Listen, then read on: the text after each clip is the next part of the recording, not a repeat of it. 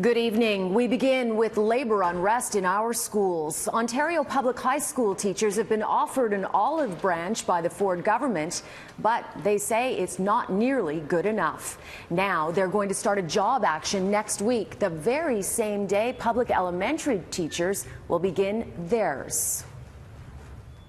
This is another demonstration of our reasonableness at the negotiating table to underscore our commitment to getting deals that keep kids in class.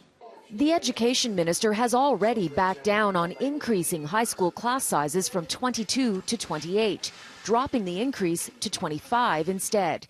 Now he's backing down on e-learning courses. The government has said all high school students would have to take 4 to graduate. Today, he cut that in half to 2. Is that not enough to appease the union? Well, it seems that the education minister has accidentally stumbled halfway towards the right solution. We're not interested in compromising the quality of student education in Ontario. We spent too long building it up to where it is now. We spent too long making it an internationally renowned education system to allow this short-sighted, ham-fisted government to tear it down. So, high school teachers will begin the first phase of a work to rule on Tuesday. What does that mean? Well, teachers will have to withdraw from EQAO testing and won't provide comments on report cards. They're also going to hold information pickets. OSSTF had to give 5 days notice before beginning any labor action, and they've timed theirs to coincide with public elementary teachers, who announced they will also begin their work to rule on Tuesday, promising as well it will not impact students. All other teacher unions seem to be inevitably heading in the same direction. Higher class sizes and a 1% cap on raises are two of the big stumbling blocks. OSSTF says negotiations are abysmal right now, despite a mediator. You once called the unions thugs. Have you backed them into a corner? Did you antagonize them to make this situation even more difficult?